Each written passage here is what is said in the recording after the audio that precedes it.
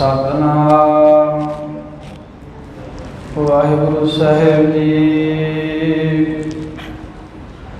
श्री नानक अंगद गुरु अमरदास पद बंद। रामदास अर्जन गुरु बारसी हर गोविंद। हरि राय हर कृष्ण गुरु तेग बहादुर चंद। दसवें गोबिंद सिंह गुरु नमो चरण अरविंद। जिसमें अमृत ज्ञान है माणक भगत वैराग। श्री गुरु ग्रंथ साहिब उदद बंदो कर अनुराग। श्री गुरु शब्द कमाए जिना जीते पंच विकार। तिन संतन को बंदना सिर चरणन पर तार। एक ओंकारा सतगुरु ते प्रसाद सच होए।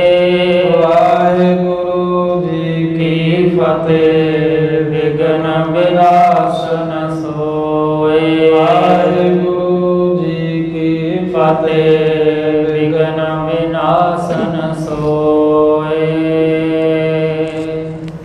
सतनाम श्री वाहिगुरु साहिब जी। परि निसा कर खान रुपाना। सुबत जता सुख कृपा निधाना। परि निसा कर खान रुपाना। वाहिगुरु जी का खालसा वाहिगुरु जी की फतेह। पतत पावन भगत वत्सल कृपा निधान। जुगो जुग अटल प्रगट गुरां की देह प्रतख हर। धन धन सतगुरु श्री गुरु ग्रंथ साहिब महाराज जी की परम पवित्र सत संगत हजूरी दे अंदर। नामे पातशाह गुरु गरीब नवाज धर्म रखियक शहीद सतगुरु श्री गुरु तेग बहादुर साहिब महाराज दे महान पावन पवित्र भजन बंदगी अस्थान गुरुद्वारा श्री भोरा साहिब जी पातशाही नौवीं विखे दिन के पिछले पैर के समय के सजे हुए दीवाना के अंदर गुरु इतिहास की कथा विचार सरवण करने हेतु एकत्र हुए गुरु प्यारी खालसा साध संगत जी। चिट्टियां बाजां वाले चोजी प्रीतम गुरु गोबिंद सिंह महाराज जी के पावन पवित्र इतिहास नूं सरवण करते हैं। आपां कल साखी सुनी सी कि केशवदास पंडित ये आनंदपुर साहिब आया है। गुरु कलगीधर महाराज साहिब जी के पास पहुँचया। सतगुरां ने इहनूं कहा भी असी चंडी प्रगट करनी चाहुंदे हैं क्योंकि तेरे बारे सुनिया भी तू चंडी प्रगट की सिद्ध की। कहता हाँ। कहता महाराज मैं बड़ियां देवियां प्रगट कीतियां, मैं काली प्रगट की, मैं दुर्गा। हुण महाराज चंडी कह रहे ने होर एदी चंडी किहड़ी है जिहदा मूँह लाल है काला है, हत्थां दे विच खोपड़ फड़े हुए ने, गल दे विच जिहड़े हन खोपड़ियां पईयां ने, बड़ा भयानक रूप है। ये उस नूं देवी समझ रहा है। महाराज देवी कह रहे ने आदि शक्ति नूं, जिस शक्ति दे द्वारा खंडा प्रथम साज कै जिन सब सह सार उपाया। खंडा नाम है भी अपनी शक्ति नूं पहला साजिया अपने स्वरूप विचों परमेश्वर ने। खंडा प्रथम साज कै जिन सब सह सारे उपाया। तो फिर उस शक्ति द्वारा सारा संसार पैदा किया। कलगीधर महाराज साहिब जी उस देवी की गल कर रहे हैं। कहना महाराज मैं सिद्ध की, मैं प्रगट कर दूँ, पर तुहाडे कोई ने पैसे नहीं होने, तो पैसे बहुत लगणगे। ये ब्रह्मचर्य रखना पैना है, ये बड़े गुण होण तां फिर इदां हुंदा, कराउण वाला तगड़ा होए तां इस ढंग दे नाल ये जिहड़ी देवी प्रगट हो सकती है। सतगुरु महाराज तां नहीं बोले, दयाराम पुरोहित कहन लगा, हे सच्चे पात हे केशव दास, गुरु वालों तू निश्चिंत हो जा। गुरु कलगीधर साहिब विच बेअंत गुण ने, तू अपनी विचार कर भी तू करन जोगा हैगा है। ये तो मिट्टी नूं हथ ला देण सोना बन जाओ। सतगुरु एक भजन कर देण, जिहदा मन नहीं टिकदा उहदा मन टिका देणगे। अनेकों तरह के गुरु कलगीधर महाराज साहिब नाल बचन विलास होए। सतगुरु साहिब गुरु गोबिंद सिंह महाराज कहते भी कुछ दिन इत्थे ठहर के वेख लै, तेनों पता लग जाए भी किवें दी आनंदां दी पूरी गुरु नानक दा घर कैसा है। इत्थों जिक्र आपां कल कथा सरवण कीती है। जिवें केशव दास दे कहण ते महाराज साहिब आवाज़ आई जाती इत्थों कितों, पता नहीं उत्तों आउंदे जां कित्थों आउंदी, वेखो। जिवें महाराज साहिब जी ने केशव दास नूं कहा, केशव दास दे कहण दे उत्ते महाराज साहिब ने वो सारी जिहड़ी समग्री है वो सारी ही समग्री महाराज जिवें मंगाउंदे ने, जिवें जिवें ये कहंदा है सतगुरां नूं। सतगुरु कहंदे भी तू अपने दिल की रीझ पूरी करी, फिर ना आखी भी मैनूं आ नहीं करन दित्ता ते तां नहीं चंडी प्रगट होई। साहिब कहंदे जिवें तू कहेगा उवें करांगे। इस तरह साध संगत सतगुरु साहिब जी लीला रच रहे ने। जिवें सामग्री मंगाउंदे ने महाराज साहिब, जिवें वो नैणी दा टिल्ला वेख रहे ने जिथे जग करना है। ये सारी साखी अज आपां सरवण करांगे। आओ गुरु गोबिंद सिंह महाराज दे पावन चरण कमलों का धरिए ध्यान। रसना करो पवित्र सारी संगत ही आखो सतनाम श्री वाहेगुरु साहिब जी। सतनाम श्री वाहेगुरु साहिब जी। परी निसा कर खान रोपाना। धन गुरु कलगीधर महाराज सच्चे पातशाह ने कहा, कहते आनंदपुर रह तू कुछ समा, इत्थे रह के वेख, हालांकि ते अगे ना जा। जदों रह के वेखेगा फिर तेनों पता लगेगा गुरु नानक देव साहिब के घर की वड़ियाई का। इस तरह भजन विलास कीते। पंडित महाराज का हुक्म सुन के बड़ा खुश हो के चला गया कि गुरु पातशाह को बहुत समग्री है, बहुत महाराज साहिब जी माया के मालक हैं, भी मैनू दान दक्षिणा इत्थे खुली मिल जूगी। जाके बाग दे विच इहने डेरा कीता। इन्हें रात पै गई, रात पई तो भोजन प्रशादा छक के सुमत जथा सुख कृपा निधाना। आवाज हट, उन्होंने कहा नहीं है, गल्लां करी जांदे आ। पढ़ो। सुपत जथा सुख कृपा निधाना। कृपा दे समुंदर गुरु कलगीधर महाराज साहिब सच्चे पातशाह जी ने कहते सुख दे नाल आनंद दे नाल आसन ते विराजमान हो करके साहिबां ने रात बतीत कीती है। बड़ी प्रात उठ सोच शनाने। हाँ, वड्डे तड़के अमृत वेले उठे महाराज, शरीर की क्रिया सोधी ते करीर की श्रेया सोध करके ते फिर महाराज साहिब जी इशनान किया है। पहरे बस्तर शस्त्र दुतवाने। सोहने महाराज ने वस्त्र पहन ले, उत्तों की शस्त्र सजा ले, बड़े छवि वाले बड़े शोभा वाले महाराज जी लगते हैं। दिन पत उदे भयो हर खाए। आए ने सूरज चढ़न दे नाल चानन होया, चानन होण ते बड़े महाराज साहिब जी खुश होए। सिख मसंद दास पाटे आए। महाराज दे समूह सिख सेवक दास सूर में सारे चल के गुरु साहिब जी की चरण शरणे आ गए। महाराज दे चरणों दे नमस्कार करके वारी वारी सारे पास ही बैठ गए। जदों मसंद दे सिख महाराज दे कोल आए तो गुरु कलगीधर जी ने उदों हुक्म किया, जिन्ने भी कारदार ने ना गुरु घर की कार भेटा कट्ठी करने वाले, माया संभालन वाले, साहब कहते हे भाई जिन्ने भी गुरु घर के कारदार हैं वो तुसी सारे ही एक थां दे मिल के कट्ठे हो के काम करो। परसों जेड़ा ये दीपमाला का जोड़ मेला लंघ के गया है ना, ये जिन्नी कहते भी भेटा चढ़ी है, जिन्नी क माया आई है वो सारी नूं एक थां दे साहब कहते कट्ठियां कर लो।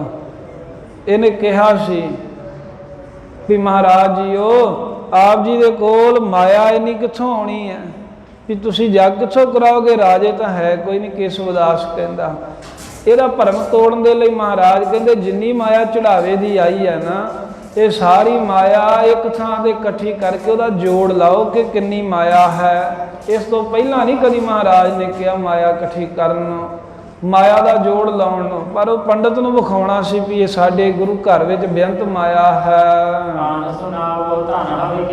ਪਾਤਸ਼ਾਹ ਕਹਿੰਦੇ ਵੀ ਜਾਓ ਸਾਰੀ ਮਾਇਆ ਜੋੜ ਕੇ ਹਿਸਾਬ ਕਿਤਾਬ ਕਰਕੇ ਤੇ ਜਿੰਨੀ ਮਾਇਆ ਜਿੰਨਾ ਧਨ ਹੈ ਉਹ ਸਾਨੂੰ ਆ ਕੇ ਦੱਸੋ ਵੀ ਕਿੰਨੀ ਮਾਇਆ ਉਤਰੀ ਹੈ। ਇਸ ਵਾਰੇ ਜੋੜ ਮੇਲੇ ਤੇ ਜਿੰਨੀ ਸੰਗਤ ਕੋਈ ਭੇਟਾ ਲੈ ਕੇ ਆਈ ਹੈ ਸਾਰੇ ਦਾ ਹਿਸਾਬ ਕਿਤਾਬ ਕਰਕੇ ਸਾਨੂੰ ਦੱਸੋ। ਮਹਾਰਾਜ ਦਾ ਹੁਕਮ ਆਉਣ ਦੀ ਦੇਰ ਸੀ, ਸਾਰੇ ਗੁਰਸਿੱਖ ਉਸੇ ਵੇਲੇ ਮਿਲ ਕੇ ਤੇ ਇਕੱਠੇ ਹੋ ਕੇ ਲੱਗ ਪਏ ਕੰਮ ਕਰਨ। ਜਿੰਨੀਆਂ ਵੀ ਭੇਟਾਵਾਂ ਆਈਆਂ ਸਨ ਸਮਾਰ ਉਹਨਾਂ ਦੀ ਗਿਣਤੀ ਕੀਤੀ ਹੈ। ਜਦੋਂ ਮਿਲ ਕੇ ਗਿਣਤੀ ਕੀਤੀ ਤਾਂ ਸਾਰਾ ਜੋੜ ਨਿਕਲਿਆ 9 ਲੱਖ ਰੁਪਈਆ ਇਕੱਠਾ ਹੋ ਗਿਆ। ਆ ਕੇ ਹੱਥ ਜੋੜ ਕੇ ਤੇ ਸਿੱਖ ਗੁਰੂ ਗੋਬਿੰਦ ਸਿੰਘ ਮਹਾਰਾਜ ਜੀ ਨੂੰ ਕਹਿਣ ਲੱਗੇ ਸੱਚੇ ਪਾਤਸ਼ਾਹ ਇਸ ਜੋੜ ਮੇਲੇ ਦੇ 9 ਲੱਖ ਜਿਹੜੀ ਭੇਡਾ 9 ਲੱਖ ਮਾਇਆ ਉਤਰੀ ਹੈ। ਧੰਨ ਗੁਰੂ ਕਲਗੀਧਰ ਸਾਹਿਬ ਜੀ ਨੇ ਉਦੋਂ ਹੁਕਮ ਕੀਤਾ ਵੀ ਜਿਵੇਂ ਅਸੀਂ ਕਹਿੰਦੇ ਆ ਧਿਆਨ ਨਾਲ ਸੁਣ ਲਵੋ ਤੇ ਇਹ 9 ਲੱਖ ਜਿਹੜਾ ਹੈ ਨਾ ਇਹ ਸਾਰਾ ਹੀ ਖਜ਼ਾਨੇ ਦੇ ਵਿੱਚ ਜਮ੍ਹਾਂ ਕਰ ਦਿਓ, ਆਪਣੇ ਆਵੇ ਦੇ ਵਿੱਚੋਂ ਕੋਈ ਮਾਇਆ ਤੁਸੀਂ ਨਾ ਵਰਤਿਓ। ਤੇ ਨਾਲੇ ਜਿਸ ਇਲਾਕੇ ਦੀਆਂ ਸੰਗਤਾਂ ਤੇ ਜਿਸ ਇਲਾਕੇ ਦੇ ਜਿਹੜੇ ਕੋਈ ਮਸੰਦ ਹਨ ਆਏ ਚੰਗੀ ਤਰ੍ਹਾਂ ਕਹਿੰਦੇ ਵੇਖੋ ਵੀ ਜਿਹੜੇ ਮਸੰਦ ਜਾਂ ਜਿਹੜੇ ਇਲਾਕੇ ਦੀ ਸੰਗਤ ਇਸ ਮੇਲੇ ਤੇ ਨਹੀਂ ਆਈ ਆਪਣੀ ਭੇਟਾ ਦੇਣ ਉਧਰ ਹੁਕਮਨਾਮਾ ਲਿਖ ਕੇ ਭੇਜ ਦਿਓ ਸਾਡੇ ਵੱਲੋਂ। ਉਹ ਚ ਲਿਖੋ ਵੀ ਜਿੰਨੀ ਤੁਸੀਂ ਕਾਰ ਭੇਟਾ ਗੁਰੂ ਘਰ ਦੇ ਲਈ ਇਕੱਠੀ ਕੀਤੀ ਉਹ ਸਾਰੀ ਆਨੰਦਪੁਰ ਸਾਹਿਬ ਪਹੁੰਚਾ ਦਿਓ। ਤੇ ਜਿੰਨੀਆਂ ਵੀ ਮਹਾਰਾਜ ਕਹਿੰਦੇ ਹੁਣ ਹੋਰ ਸਿੱਖ ਸੰਗਤਾਂ ਦਰਸ਼ਨ ਕਰਨ ਵਾਸਤੇ ਆਈਆਂ ਨੇ ਮੇਲੇ ਵਿੱਚ ਉਹਨਾਂ ਨੂੰ ਸਰਪਾਓ ਦੇ ਕੇ ਸਾਰਿਆਂ ਨੂੰ ਵਿਦਿਆ ਕਰ ਦਿਓ, ਸਭ ਨੂੰ ਘਰੋਂ ਘਰੀ ਜਾਣ ਵਾਸਤੇ ਕਹਿ ਦਿਓ।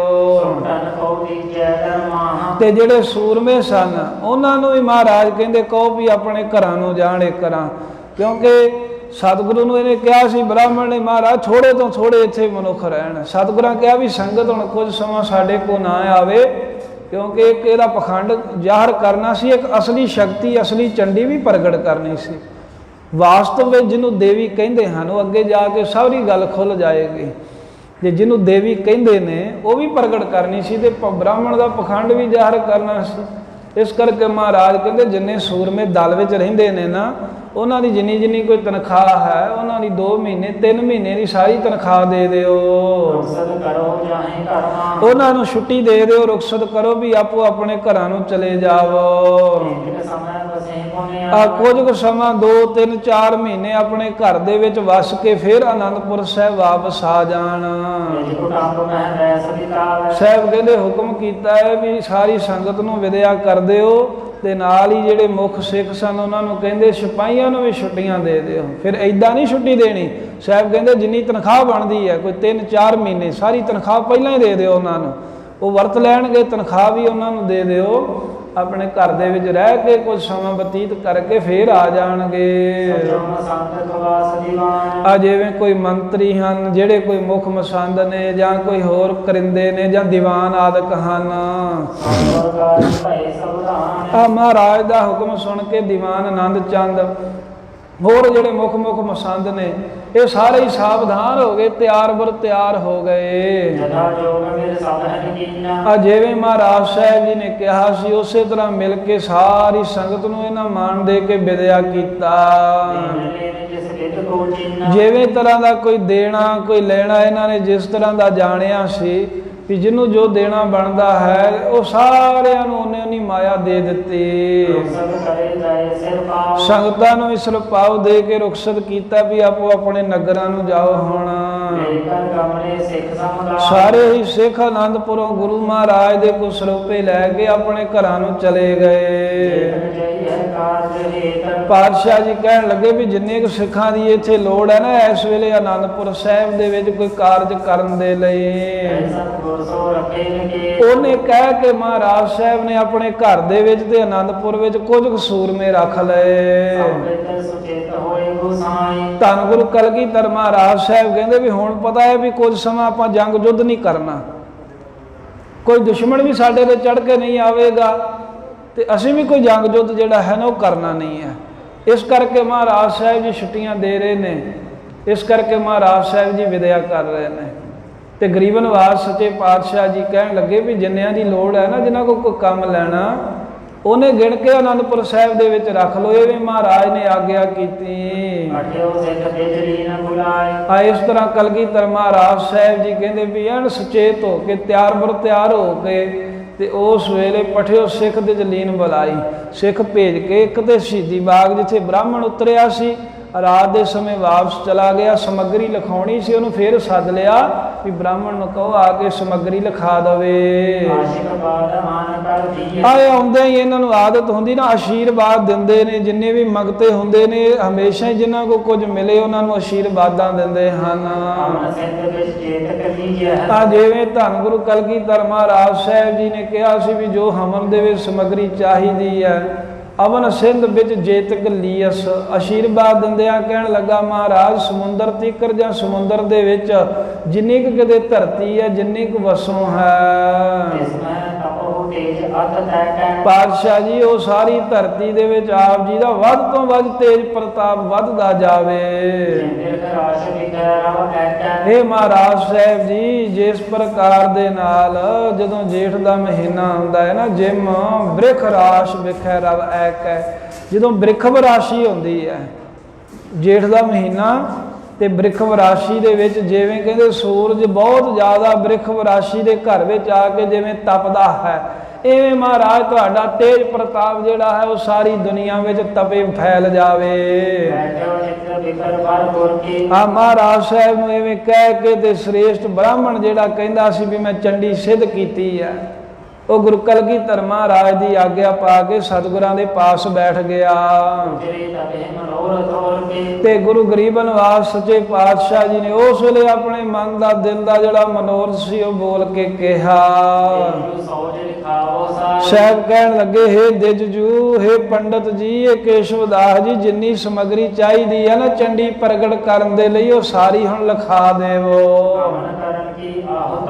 ਆ ਜਿਹੜਾ ਹਵਨ ਕਰਨਾ ਹੈ, ਇਹਦੇ ਹਵਨ ਕਰਦੇ ਆ ਜਿੰਨੀ ਵੀ ਆਹੂਤੀਆਂ ਦੇਣੀਆਂ ਨੇ ਨਾ, ਜਿੰਨਾ ਸਮੱਗਰੀਆਂ ਨਾਲ ਜੋ ਜੋ ਆਹੂਤੀ ਦੇਣ ਦੇ ਲਈ ਚਾਹੀਦਾ, ਜੋ ਜੋ ਅੱਗ ਨੂੰ ਭੇਟਾ ਕਰਨਾ ਤੁਸੀਂ ਉਹ ਸਾਰਾ ਕੁਝ ਹੀ ਲਿਖਾ ਦੇਵੋ।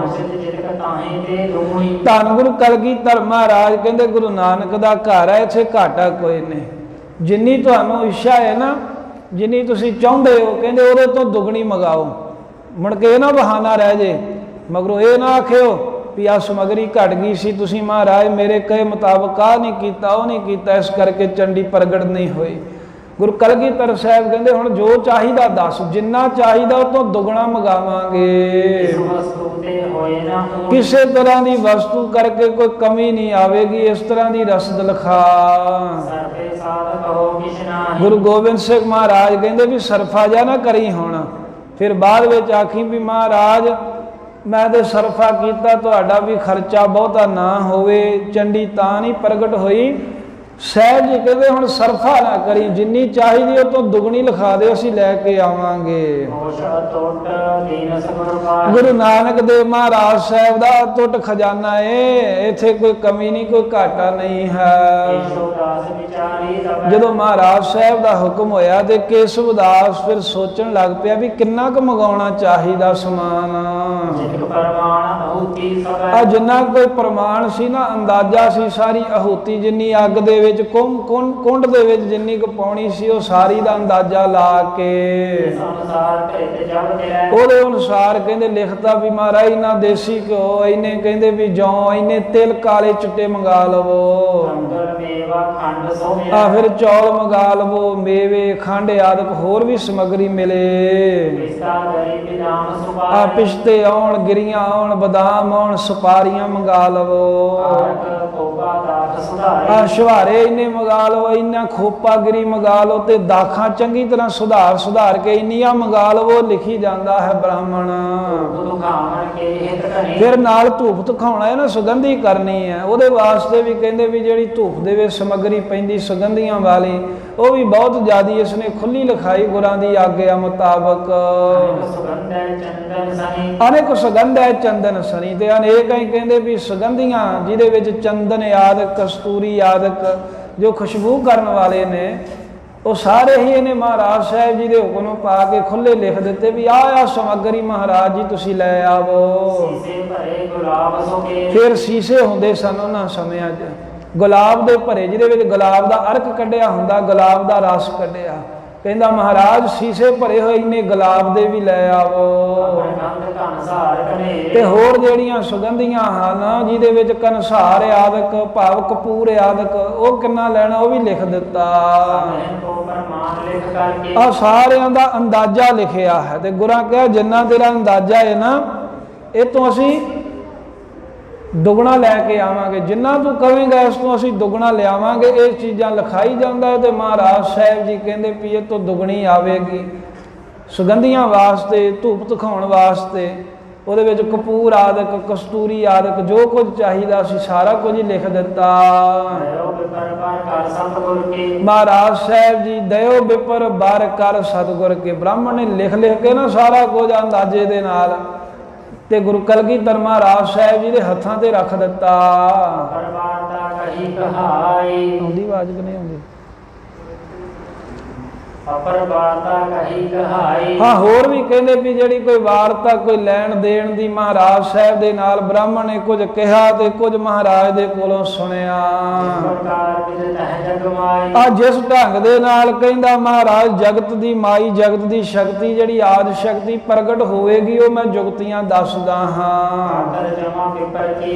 ਜਦੋਂ ਮਹਾਰਾਜ ਨੇ ਕਿਹਾ ਨਾ ਵੀ ਸਮੱਗਰੀ ਖੁੱਲੀ ਆਵੇਗੀ, ਤੇ ਜਿਹੜਾ ਬ੍ਰਾਹਮਣ ਸੀ ਨਾ, ਇਹਦੀ ਖਾਤਰ ਜਮਾ ਆਉਂਦੀ ਵੀ ਇਹਦੀ ਤਸੱਲੀ ਹੋ ਗਈ ਵੀ ਸਤਿਗੁਰੂ ਸਾਹਿਬ ਸੱਚੇ ਪਾਤਸ਼ਾਹ ਜੀ ਇੰਨੀ ਸਮੱਗਰੀ ਦੁੱਗਣੀ ਮੰਗਾ ਰਹੇ ਨੇ, ਤਾਂ ਕਹਿੰਦਾ ਵੀ ਇਹਨਾਂ ਕੋ ਮਾਇਆ ਬਹੁਤ ਹੈ, ਬਿਲਕੁਲ ਮੇਰੀ ਇੱਛਾ ਅਨੁਸਾਰ।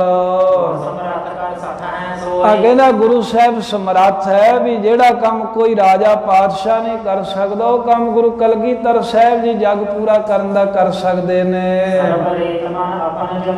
ਹਰ ਤਰ੍ਹਾਂ ਕਰਕੇ ਕਹਿੰਦੇ ਬ੍ਰਾਹਮਣ ਨੇ ਨਾ ਆਪਣੇ ਮਨ ਦੇ ਵਿੱਚ ਚੰਗੀ ਤਰ੍ਹਾਂ ਤਸੱਲੀ ਕਰ ਲਈ, ਮਹਾਰਾਜ ਸਾਹਿਬ ਜੀ ਨੂੰ ਪਰਖ ਲਿਆ ਵੀ ਮਹਾਰਾਜ ਸਾਹਿਬ ਜੀ ਦੇ ਕੋਲ ਮਾਇਆ ਬੜੀ ਹੈ ਵੀ ਸਮੱਗਰੀ ਤਾਂ ਹੋ ਜੂਗੀ ਪੂਰੀ। ਤੇ ਫਿਰ ਸੋਚਦਾ ਹੈ ਵੀ ਹੁਣ ਇਹਨਾਂ ਕੋਲ ਮੈਂ ਕਿੰਨੀ ਭੇਟਾ ਮੰਗਾ, ਵੀ ਕੰਮ ਤਾਂ ਇਧਰ ਖੁੱਲਾ ਤਗੜਾ ਹੀ ਲੱਗਦਾ। ਇਹਦਾ ਵੀ ਹੁਣ ਲਾਲਚ ਜਾਗ ਪਿਆ ਵੀ ਮਹਾਰਾਜ ਸਾਹਿਬ ਜੀ ਦੇ ਕੋਲ ਮਾਇਆ ਹੈ, ਗੁਰੂ ਸਾਹਿਬ ਜੀ ਇਹ ਸਮੱਗਰੀ ਲਿਆ ਸਕਦੇ, ਕੰਮ ਕਰਾ ਸਕਦੇ ਨੇ। ਜਦੋਂ ਇਹਦੀ ਚੰਗੀ ਤਰ੍ਹਾਂ ਕਹਿੰਦੇ ਖਾਤਰ ਜਮਾ ਹੋ ਗਈ, ਤਸੱਲੀ ਹੋ ਗਈ ਮਹਾਰਾਜ ਸਾਹਿਬ ਪ੍ਰਤੀ, ਆ ਜਿਵੇਂ ਚਾਹੁੰਦਾ ਸੀ ਨਾ ਵੀ ਜੋ ਮੈਂ ਮੰਗਾ ਤੇ ਉਹੀ ਮੈਨੂੰ ਮਿਲ ਜੇ, ਮੈਂ ਫਿਰ ਚੰਡੀ ਪ੍ਰਗਟ ਕਰਾਂਗਾ, ਉਹੀ ਗੁਰੂ ਦੇ ਘਰੋਂ ਪ੍ਰਾਪਤ ਹੋਣ ਦੀ ਇਹਨੇ ਜਿਹੜੀ ਆ ਉਹ ਸਾਧੀ ਭਰਤੀ ਮਹਾਰਾਜ ਨੇ ਕਿਹਾ ਉਹੀ ਆਵੇਗਾ ਜੋ ਤੂੰ ਲਿਖੇਗਾ। ਤਾਂ ਬੜਾ ਦਿਲ ਦੇ ਵਿੱਚ ਖੁਸ਼ ਹੋ ਕਰਕੇ ਕਹਿਣ ਲੱਗਾ, ਹੇ ਮਹਾਰਾਜ ਸਾਹਿਬ ਜੀ ਆਪ ਸੁਣਨਾ ਕਰੋ। ਹੇ ਪਾਤਸ਼ਾਹ ਹੁਣ ਤੁਹਾਨੂੰ ਮੈਂ ਇੱਕ ਵਿਧੀ ਦੱਸਦਾ ਹਾਂ ਵੀ ਜਿੰਨੀਆਂ ਵੀ ਉੱਤਮ ਵਿਧੀਆਂ ਹੁੰਦੀਆਂ ਨੇ ਨਾ, ਜਿੰਨੇ ਵੀ ਢੰਗ ਤਰੀਕੇ ਹੁੰਦੇ ਨੇ, ਉਹ ਸਾਰੇ ਤੁਸੀਂ ਆਪਣੇ ਚਿੱਤ ਦੇ ਵਿੱਚ ਵਿਚਾਰ ਲਵੋ। ਤੇ ਜੇ ਇਹ ਹੁਣ ਆਪਣੇ ਆਪ ਨੂੰ ਜਣਾਉਣ ਲੱਗਾ ਨਾ ਵੀ ਜੇ ਮਹਾਰਾਜ ਸਾਹਿਬ ਜੀ ਸਮੱਗਰੀ ਸਾਰੀ ਲਿਆ ਕੇ ਤੇ ਇਹ ਹਮਨ ਕਰਾ ਸਕਦੇ ਨੇ, ਤੇ ਕਹਿਣ ਲੱਗਾ ਮਹਾਰਾਜ ਜਿੰਨੀਆਂ ਵੀ ਵੇਦਾਂ ਦੀਆਂ ਉਕਤੀਆਂ ਜੁਗਤੀਆਂ ਹੁੰਦੀਆਂ ਨਾ, ਤੇ ਜਿੰਨਾ ਵੀ ਸ਼ਾਸਤਰਾਂ ਦੇ ਵਿੱਚ ਉਕਤੀ ਦਾ ਢੰਗ ਤਰੀਕੇ ਦਾ ਸਾਰਾ ਨਿਚੋੜ ਹੁੰਦਾ ਹੈ, ਉਹ ਮਹਾਰਾਜ ਮੈਂ ਸਾਰੀਆਂ ਨਿਸ਼ਚੇ ਦੇ ਨਾਲ ਖੋਜ ਕਰਕੇ ਨਿਰਣਾ ਕਰਕੇ ਤੇ ਉਹ ਗੱਲ ਦੇ ਸਿਰੇ ਤੇ ਪਹੁੰਚਿਆ ਹਾਂ। ਫਿਰ ਮਹਾਰਾਜ ਮੈਂ ਤੰਤਰ ਸ਼ਾਸਤਰ ਵੀ ਪੜ੍ਹਿਆ। ਤੰਤਰ ਸ਼ਾਸਤਰ ਹੁੰਦਾ, ਜੰਤਰ ਸ਼ਾਸਤਰ ਹੁੰਦਾ, ਮੰਤਰ ਸ਼ਾਸਤਰ ਹੁੰਦਾ। ਇਹ ਕਹਿਣ ਲੱਗਾ ਮਹਾਰਾਜ ਜਿਹੜੇ ਤੰਤਰ ਸ਼ਾਸਤਰ ਦੇ ਵਿੱਚ ਹਜ਼ਾਰਾਂ ਢੰਗ ਤਰੀਕੇ ਲਿਖੇ ਨੇ ਨਾ ਚੰਡੀ ਨੂੰ ਪ੍ਰਗਟ ਕਰਨ ਦੇ, ਉਹ ਮੈਂ ਲੱਖਾਂ ਸ਼ਲੋਕ ਪੜ੍ਹ ਕੇ ਵਿਚਾਰੇ ਨੇ, ਅਰਥ ਚੰਗੀ ਤਰ੍ਹਾਂ ਮੈਂ ਜਾਣਦਾ, ਮੈਨੂੰ ਸਾਰਾ ਕੁਝ ਆਉਂਦਾ ਵੀ ਕਿਵੇਂ ਦੇਵੀ ਪ੍ਰਗਟ ਹੁੰਦੀ ਆ। ਜਿਹੜਾ ਕੋਈ ਅਗਨੀ ਆਦਿਕ ਦੇਵਤਾ ਹੁੰਦਾ, ਜਿੰਨੇ ਵੀ ਇਹ ਦੇਵਤੇ ਹਨ 33 ਕਰੋੜ, ਉਹ ਕਿਹੜਾ ਮੰਤਰ ਪੜ੍ਹ ਕੇ ਕਿਹੜਾ ਦੇਵਤਾ ਪ੍ਰਗਟ ਹੁੰਦਾ ਹੈ ਰੱਖਿਆ ਕਰਦਾ। ਮਹਾਰਾਜ ਮੈਂ ਇੰਨੇ ਮੰਤਰ ਪੜ੍ਹੇ ਨੇ, ਮੈਨੂੰ ਦੇਵਤੇ ਪ੍ਰਗਟ ਕਰਨ ਦੀ ਸਾਰੀ ਵਿਧੀ ਸਾਰੀ ਜੁਗਤੀ ਆਉਂਦੀ ਹੈ। ਹੁਣ ਤਾਂ ਮਹਾਰਾਜ ਸਾਹਿਬ ਜੀ ਉਹ ਮੇਰੇ ਵਰਗਾ ਕੋਈ ਹੋਰ ਨਹੀਂ ਹੈ ਜਗਤ ਦੇ ਵਿੱਚ, ਜਿੰਨਾ ਮੈਂ ਪੜ੍ਹਾਈ ਕੀਤੀ ਨਾ, ਇਹਦਾ ਕੰਮ ਦੁਰਲਭ ਹੀ ਹੋ ਗਿਆ ਹੈ। ਨਾ ਤੁਹਾਡੇ ਵਰਗਾ ਕੋਈ ਜਗ ਕਰਾਉਣ ਵਾਲਾ ਹੈ ਤੇ ਨਾ ਮੇਰੇ ਵਰਗਾ ਕੋਈ ਜਗ ਕਰਨ ਵਾਲਾ ਹੈ। ਇਹੀ ਕਾਰਨ ਹੈ ਮਹਾਰਾਜ ਜਗ ਦੇ ਵਿੱਚ ਮੰਤਰ ਕੋਈ ਫੁਰਦਾ ਨਹੀਂ, ਕਰਾਉਣ ਜੋਗਾ ਕੋਈ ਹੈ ਹੀ ਨਹੀਂ ਤਗੜਾ ਜਿਵੇਂ ਤੁਸੀਂ ਹੋ। ਤੇ ਹੁਣ ਕਹਿਣ ਲੱਗਾ ਵੀ ਮਹਾਰਾਜ ਅਬ ਜਗ ਮਾਤ ਕਿਰਪਾ ਜੇ ਕਰੇ, ਵੀ ਜੇ ਹੁਣ ਜਗਤ ਦੀ ਮਾਤਾ ਜੇ ਕਿਰਪਾ ਕਰੇ। ਇਹ ਜਗਤ ਦੀ ਜਦੋਂ ਮਾਤਾ ਕਹਿੰਦਾ ਇਹ ਤਾਂ ਇਹ ਸੋਚਦਾ ਏ ਉਹ ਸ਼ੇਰ ਤੇ ਬੈਠੀ ਆ, ਇਹ ਸੋਚਦਾ ਹੈ ਵੀ ਉਹਦੇ ਹੱਥ ਦੇ ਵਿੱਚ ਜਿਹੜਾ ਹੈ ਨਾ ਇੱਕ ਪਾਸੇ ਦਾਤਰ ਜਿਹਾ ਲਹੂ ਦੇ ਨਾਲ ਲਿਬੜਿਆ ਏ, ਇੱਕ ਪਾਸੇ ਉਹਨੇ ਕਿਸੇ ਦਾ ਸਿਰ ਵੱਢਿਆ ਹੋਇਆ ਹੈ। ਮਹਾਰਾਜ ਸਾਹਿਬ ਜੀ ਜਦੋਂ ਸ਼ਕਤੀ ਬਾਰੇ ਸੋਚਦੇ ਹਨ ਤਾਂ ਸਤਿਗੁਰੂ ਸੋਚਦੇ ਨੇ, ਜਿਹਨੂੰ ਗੁਰਬਾਣੀ 'ਚ ਕਹਿੰਦੇ ਨੇ ਪਹਿਲ ਪੁਰੀਏ ਪੁੰਡਰਕ ਬਨਾ ਤਾਜੇ ਹੰਸਾ ਸਗਲੇ ਜਨਾ ਕ੍ਰਿਸ਼ਨਾ ਤੇ ਜਾਨਉ ਹਰ ਹਰ ਨਾਚੰਤੀ ਨਾਚਨਾ। ਕਹਿੰਦੇ ਮਾਇਆ ਤੋਂ ਪ੍ਰਗਟ ਹੋਈ ਹੈ ਸ੍ਰਿਸ਼ਟੀ, ਜਿਹੜੀ ਇੱਧਰ ਉੱਧਰ ਜਾ ਰਹੀ ਮਨ ਨੂੰ ਨੱਚ ਰਹੀ ਹੈ। ਕਿਵੇਂ ਮਾਇਆ ਤੋਂ ਪ੍ਰਗਟ ਹੋਈ? ਕਹਿੰਦੇ ਪਹਿਲ ਪੁਰ ਸਾਬਿਰਾ, ਪਹਿਲਾਂ ਕਹਿੰਦੇ ਵਾਹਿਗੁਰੂ ਪਰਮੇਸ਼ਰ ਜਿਹੜਾ ਆਪ ਪ੍ਰਗਟ ਹੋਇਆ, ਉਹਦੀ ਬਾਣੀ ਪ੍ਰਗਟ ਹੋਈ ਅਥੋਨ ਪੁਰਸ਼ਾ ਦਮਰਾ, ਤੇ ਉਸ ਤੋਂ ਬਾਅਦ ਪਰਮੇਸ਼ਰ ਤੋਂ ਦਮਰਾ ਨਾਮ ਹੈ ਮਾਇਆ ਦਾ ਆਦ ਸ਼ਕਤੀ ਦਾ, ਜਿਹਨੂੰ ਲੋਕ ਜਗਤ ਮਾਤਾ ਕਹਿੰਦੇ ਨੇ। ਉਹ ਤੋਂ ਬਾਅਦ ਉਹ ਤੋਂ ਉਹਦੀ ਸ਼ਕਤੀ ਪੈਦਾ ਹੋਈ ਅਸਗਾ, ਅਸ ਉਸਗਾ, ਅਸਗਾ ਤੋਂ ਭਾਵ ਇਸ ਮਾਇਆ ਦਾ ਤੇ ਉਸਗਾ ਤੋਂ ਭਾਵ ਉਸ ਪਰਮੇਸ਼ਰ ਦਾ। ਕਹਿੰਦੇ ਦੋਵਾਂ ਦਾ ਆਪਸ ਦੇ ਵਿੱਚ ਫਿਰ ਸੰਬੰਧ ਹੋਇਆ। ਅਸਗਾ ਅਸ ਉਸਗਾ ਹਰ ਕਾ ਬਾਗਰਾ ਨਾਚੈ ਪਿੰਦੀ ਮੈਂ ਸਾਗਰਾ। ਜਿਵੇਂ ਕਹਿੰਦੇ ਵੀ ਜਦੋਂ ਖੂਹ ਦੇ ਵਿੱਚੋਂ ਟਿੰਡਾਂ ਖਿੱਚੀ ਦੀਆਂ ਨੇ ਨਾ ਪਾਣੀ ਬਾਹਰ ਕੱਢਣ ਦੇ ਵਾਸਤੇ, ਤੇ ਉਸ ਵੇਲੇ ਕਹਿੰਦੇ ਵੀ ਜਿਸ ਢੰਗ ਦੇ ਨਾਲ ਪਾਣੀ ਹਿੱਲਦਾ ਏ, ਐਵੇਂ ਕਹਿੰਦੇ ਜੀਵ ਹਰਕਤ ਵਿੱਚ ਆਉਂਦੇ ਨੇ। ਮਾਲਕ ਦਾ ਹੀ ਜਿਹੜਾ ਬਾਗ ਹੈ ਸਾਰਾ, ਇਹ ਮਾਲਕ ਦੀ ਸ੍ਰਿਸ਼ਟੀ ਪੈਦਾ ਕੀਤੀ, ਪਰ ਕੀਤੀ ਮਾਇਆ ਦੇ ਰਾਹੀਂ ਹੈ। ਗੁਰਬਾਣੀ 'ਚ ਆਪਾਂ ਅਨੇਕਾਂ ਹੀ ਪ੍ਰਮਾਣ ਨੇ, ਅਨੇਕਾਂ ਹੀ ਉਦਾਹਰਣਾਂ ਨੇ, ਜਿਹਦੇ ਨਾਲ ਆਪਾਂ ਇਹ ਸਮਝ ਸਕਦੇ ਹਾਂ ਵੀ ਮਹਾਰਾਜ ਨੇ ਉਹਨੂੰ ਕਿਤੇ ਮਾਇਆ ਕਿਹਾ ਹੈ, ਕਿਤੇ ਕੁਦਰਤ ਕਿਹਾ ਹੈ, ਕਿਤੇ ਕੁਝ ਕਿਹਾ ਹੈ, ਉਹਨੂੰ ਇੱਥੇ ਜਗਤ ਮਾਤਾ ਕਹਿ ਰਹੇ ਨੇ। ਤੇ ਸਤਿਗੁਰੂ ਮਹਾਰਾਜ ਨੂੰ ਪੰਡਤ ਕਹਿਣ ਲੱਗਾ ਵੀ ਮਹਾਰਾਜ ਜੀ ਉਹ ਜਿਹੜੀ ਜਗਤ ਮਾਤਾ ਹੈ ਨਾ, ਜੇ ਤੁਹਾਡੀ ਹੁਣ ਕਿਰਪਾ ਹੋ ਜਾਵੇ, ਜੇ ਤੁਹਾਡੀ ਰਹਿਮਤ ਹੋ ਜਾਵੇ, ਜੇ ਜਗਤ ਮਾਤਾ ਖੁਸ਼ ਹੋ ਜਾਵੇ, ਤੇ ਹੁਣ ਇਸ ਵੇਲੇ ਕਹਿੰਦੇ ਪ੍ਰਗਟ ਹੋ ਸਕਦੀ ਆ। ਪਰ ਮਹਾਰਾਜ ਉਹ ਤੁਹਾਡੇ ਸਰੀਰ ਤੋਂ ਹੀ ਪੂਰੀ ਪਵੇਗੀ, ਭਾਵ ਕਿ ਜਿਹੜੀ ਸ਼ਕਤੀ ਹੈ ਨਾ ਚੰਡੀ ਹੈ, ਉਹ ਤੁਹਾਡੇ ਰਾਹੀਂ ਪ੍ਰਗਟ ਹੋਵੇਗੀ। ਤੇ ਜਿਹੜਾ ਤੁਹਾਡਾ ਮਹਾਰਾਜ ਸੰਕਲਪ ਹੈ ਨਾ ਚੰਡੀ ਨੂੰ ਪ੍ਰਗਟ ਕਰਨ ਦਾ, ਇਹ ਸੰਕਲਪ ਵੀ ਤੁਹਾਡਾ ਮਹਾਰਾਜ ਜੀ ਉਹ ਪੂਰਾ ਹੋ ਜਾਵੇਗਾ। ਇਹ ਜਿਹੜਾ ਗਿਆਨਵਾਨ ਹੁੰਦਾ ਹੈ ਨਾ, ਉਹਦੇ ਸਾਰੇ ਲੱਛਣ ਹੁੰਦੇ ਨੇ। ਗਿਆਨੀ ਜਿਹੜਾ ਹੈ ਆਪਣਾ ਸੰਕਲਪ ਪੂਰਾ ਕਰ ਸਕਦਾ ਏ। ਕਲਗੀਧਰ ਮਹਾਰਾਜ ਹੱਸ ਕੇ ਕਹਿਣ ਲੱਗੇ, ਹਾਂ ਪੰਡਤ ਜੀ ਹੋਵੇਗਾ ਤੇ ਇਦਾਂ ਹੀ ਵੀ ਚੰਡੀ ਸਾਡੇ ਤੋਂ ਹੀ ਪ੍ਰਗਟ ਹੋਵੇਗੀ। ਜਿਵੇਂ ਮਹਾਰਾਜ ਕਹਿ ਰਹੇ ਹੁਣ ਵੀ ਤੇਰਾ ਦਾ ਅਸੀਂ ਪਖੰਡੀ ਜ਼ਾਹਰ ਕਰਨਾ, ਚੰਡੀ ਦਾ ਅਸਲੀ ਅਸੀਂ ਪ੍ਰਗਟ ਕਰਨੀ ਪਰਮੇਸ਼ਰ ਦੀ ਸ਼ਕਤੀ। ਜਿਵੇਂ ਮਹਾਰਾਜ ਕਹਿੰਦੇ ਹੇ ਮਿਸ਼ਰ ਜੂ ਤੂੰ ਕਹਿਣਾ ਹੈ ਨਾ, ਇਸੇ ਤਰ੍ਹਾਂ ਹੀ ਕਹਿੰਦੇ ਵੀ ਸੱਚ ਹੋਵੇਗਾ ਵੀ ਚੰਡੀ ਦਾ ਸ਼ਕਤੀ ਦਾ ਅਸੀਂ ਹੀ ਪ੍ਰਗਟ ਕਰਾਂਗੇ, ਖਾਲਸਾ ਰਚਾਂਗੇ। ਆਓ ਸਮਾਂ ਵੀ ਉਹ ਸਾਰਾ ਸਮਾਜ ਹੁਣ ਕਹਿੰਦੇ ਆ ਕੇ ਮਿਲ ਗਿਆ ਹੈ। ਹੁਣ ਸਾਰੀ ਜਿਹੜੇ ਢੋ ਹੁੰਦੇ ਨੇ ਨਾ, ਉਹ ਢੋ ਢੁੱਕ ਗਏ ਹਨ ਹੁਣ ਚੰਡੀ ਨੂੰ ਪ੍ਰਗਟ ਕਰਨ ਵਾਲੇ। ਤੇ ਜਦੋਂ ਸਮਾਂ ਢੁੱਕ ਬੈਠਾ, ਫਿਰ ਕਿਉਂ ਨਹੀਂ ਇਹ ਕਾਰਜ ਪੂਰਾ ਹੋਵੇਗਾ। ਇਸ ਤਰ੍ਹਾਂ ਮਹਾਰਾਜ ਸਾਹਿਬ ਜੀ ਨੇ ਕਿਹਾ ਵੀ ਹਾਂ ਚੰਡੀ ਦਾ ਅਸੀਂ ਹੀ ਪ੍ਰਗਟ ਕਰਾਂਗੇ। ਗੁਰਾਂ ਦਾ ਹੁਕਮ ਪਾ ਕੇ ਸਮੱਗਰੀ ਲਿਖਾ ਕੇ ਵੀ ਅਸੀਂ ਸਮੱਗਰੀ ਮੰਗਾਉਨੇ ਆ। ਇਹ ਫਿਰ ਬ੍ਰਾਹਮਣ ਆਪਣੇ ਡੇਰੇ ਚਲਾ ਗਿਆ ਤੇ ਜਾਂਦਾ ਹੋਇਆ ਚਿੱਤ ਦੇ ਵਿੱਚ ਬਹੁਤਾ ਸੋਚਦਾ ਜਾਂਦਾ ਹੈ ਵੀ ਮਹਾਰਾਜ ਸਾਹਿਬ ਦੇ ਕੋਲ ਮਾਇਆ ਬੜੀ ਖੁੱਲੀ ਹੈ, ਹੁਣ ਭੇਟਾ ਕਿੰਨੀ ਕੁ ਮੰਗਾ, ਇਹਨੂੰ ਇਹੀ ਸਮਝ ਨਹੀਂ ਆ ਰਹੀ, ਬਸ ਵਾਰ-ਵਾਰ ਇਹੀ ਸੋਚਦਾ ਕਿੰਨੇ ਪੈਸੇ ਮੰਗਾ, 10,000 ਮੰਗ ਲਾਂ, ਫਿਰ ਕਹਿੰਦਾ ਨਹੀਂ ਥੋੜਾ ਹੈ, 20, 30, 40, 50 ਲੱਖ, ਇਹਦਾ ਸੋਚੀ ਜਾਂਦਾ ਹੈ ਵੀ ਕਹਿੰਦਾ ਕਿੰਨੀ ਪੂਜਾ ਮੰਗਾ ਮਹਾਰਾਜ ਸਾਹਿਬ ਦੇ ਕੋਲੋਂ। ਮਹਾਰਾਜ ਨੇ ਮੁਖ ਬੁਲਾਏ। ਉਧਰ ਕਲਗੀਧਰ ਸਾਹਿਬ ਨੇ ਬ੍ਰਾਹਮਣ ਦੇ ਜਾਣ ਤੋਂ ਬਾਅਦ ਜਿਹੜੇ ਮੁੱਖ ਸਿੱਖ ਸਨ ਉਹ ਸਾਰੇ ਬੁਲਾ ਲਏ। ਆ ਸਾਰੀ ਸਮੱਗਰੀ ਲਿਆਉਣ ਦੇ ਲਈ ਗੁਰਾਂ ਨੇ ਹੁਕਮ ਕੀਤਾ ਵੀ ਜਿੰਨੀ ਬ੍ਰਾਹਮਣ ਲਿਖ ਗਿਆ ਨੇ ਤੋਂ ਦੁੱਗਣੀ ਲੈ ਕੇ ਆਵੋ। ਧਨ ਦੀਆਂ ਮਹਾਰਾਜ ਨੇ ਹੁੰਡੀਆਂ ਬਣਾ ਦਿੱਤੀਆਂ, ਜਿਵੇਂ ਹੁਣ ਚੈੱਕ ਲਿਖ ਕੇ ਦੇ ਦੇਈਦਾ ਨਾ, ਜਾਂ ਫਲਾਣੇ ਨੂੰ ਚੈੱਕ ਦੇ ਦੀ ਤੇ ਲੈ ਆਵੀਂ, ਏਦਾਂ ਮਹਾਰਾਜ ਸਾਹਿਬ ਜੀ ਨੇ ਇੱਕ ਕਾਗਜ਼ ਦੇ ਉੱਤੇ ਹੁੰਡੀ ਲਿਖ ਦਿੱਤੀ ਹੈ। ਉਸੇ ਵੇਲੇ ਮਹਾਰਾਜ ਨੇ ਹੁੰਡੀਆਂ ਲਿਖ ਕਰਕੇ ਬੜੀ ਛੇਤੀ ਦੇ ਨਾਲ ਜਿਹੜੇ ਮੁਖੀ ਸਿੱਖ ਸਨ ਉਹਨਾਂ ਨੂੰ ਦੇ ਕਰਕੇ ਹੁਕਮ ਕੀਤਾ।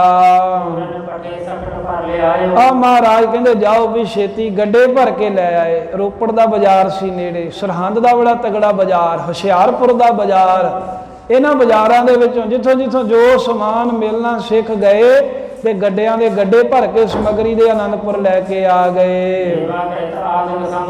ਆ ਜਿਵੇਂ ਮੇਵੇ, ਦੇਸੀ ਘਿਓ ਆਦਿਕ ਸਮੂਹ ਜਿਹੜੀ ਸਮੱਗਰੀ ਹੈ ਉਹ ਲੈ ਕੇ ਆਏ ਨੇ। ਆ ਜਿਹੜੇ ਵਣਜ ਖਰੀਦਣ ਦੇ ਵਿੱਚ, ਸੌਦਾ ਖਰੀਦਣ ਚ ਜਿਹੜੇ ਚਤਰ ਸਨ ਨਾ, ਜਿਹੜੇ ਬਹੁਤ ਚਲਾਕ ਸਨ ਵੀ ਕਿਵੇਂ ਸੌਦਾ ਖਰੀਦੀਦਾ, ਕਿਉਂਕਿ ਕਈਆਂ ਨੂੰ ਤਾਂ ਸੌਦਾ ਨਹੀਂ ਖਰੀਦਣਾ ਆਉਂਦਾ। ਮਹਾਰਾਜ ਸਾਹਿਬ ਜੀ ਨੇ ਜਿਹੜੇ ਚਤੁਰ ਸਨ ਐਨ ਸੌਦਾ ਪੱਤਾ ਖਰੀਦਣ ਦੇ ਵਿੱਚ, ਵਿਹਾਰ ਵਿੱਚ ਜਿਹੜੇ ਸਿਆਣੇ ਸਨ ਉਹ ਗਏ ਨੇ ਜਿੱਥੇ ਜੋ ਸਮੱਗਰੀ ਦੀ ਦੱਸ ਪਈ ਵੀ ਕਿੱਥੋਂ ਆ ਮਿਲੂ, ਆ ਕਿੱਥੋਂ ਮਿਲੂ, ਉੱਥੋਂ ਜਾ ਕੇ ਸਭ ਸਮਾਨ ਖਰੀਦ ਲਿਆ। ਸਾਰੀਆਂ ਵਸਤੂਆਂ ਇਕੱਠੀਆਂ ਕੀਤੀਆਂ ਤੇ ਇਕੱਠੀਆਂ ਕਰਕੇ ਗੱਡਿਆਂ ਤੇ ਲੱਦ ਕੇ ਆਨੰਦਪੁਰ ਸਾਹਿਬ ਆ ਗਏ। ਆ ਕਈ ਚੀਜ਼ਾਂ ਇਹਨਾਂ ਸ਼ਹਿਰਾਂ 'ਚੋਂ ਨਹੀਂ ਮਿਲੀਆਂ, ਉਹ ਪਿੰਡਾਂ ਥਾਵਾਂ ਦੇ ਵਿੱਚੋਂ ਜਾ ਕੇ ਜਿੱਥੇ ਕਿਸੇ ਨੇ ਦੱਸ ਪਾਈ ਉੱਥੋਂ ਲੈ ਕੇ ਆ ਗਏ। ਆ ਜਿਵੇਂ ਕੇਸਰ ਲੈ ਆਏ, ਏਲਾ ਜੁਗਮ, ਏਲਾ ਕਹਿੰਦੇ ਨੇ ਇਲਾਚੀ ਨੂੰ, ਜੁਗਮ ਕਹਿੰਦੇ ਨੇ ਦੋ ਨੂੰ, ਦੋਵੇਂ ਤਰ੍ਹਾਂ ਦੀਆਂ ਇਲਾਚੀਆਂ, ਹਰੀਆਂ ਵੀ ਤੇ ਕਾਲੀਆਂ ਵੀ, ਛੋਟੀਆਂ ਵੀ ਤੇ ਮੋਟੀਆਂ ਵੀ। ਫਿਰ ਬਹੁਤ ਸਾਰੇ ਛੁਹਾਰੇ, ਬਹੁਤ ਸਾਰੀਆਂ ਦਾਖਾਂ ਲੈ ਆਂਦੀਆਂ, ਅਤੇ ਖੋਪਾ ਲੈ ਆਂਦਾ, ਹੋਰ ਗਰੀਆਂ ਲੈ ਆਂਦੀਆਂ ਬਦਾਮ ਆਦਿਕ ਦੀਆਂ। ਗੱਡੇ ਭਰ ਕੇ ਸਮੱਗਰੀ ਲਿਆਂਦੀ ਆ। ਮਹਾਰਾਜ ਸਾਹਿਬ ਜੀ ਨੇ ਜਿੰਨਾ ਇਹਨੇ ਕਿਹਾ ਸੀ ਉਹ ਤੋਂ ਦੁਗਣੀ ਚੁਗਣੀ ਸਮੱਗਰੀ ਮੰਗਾ ਲਈ।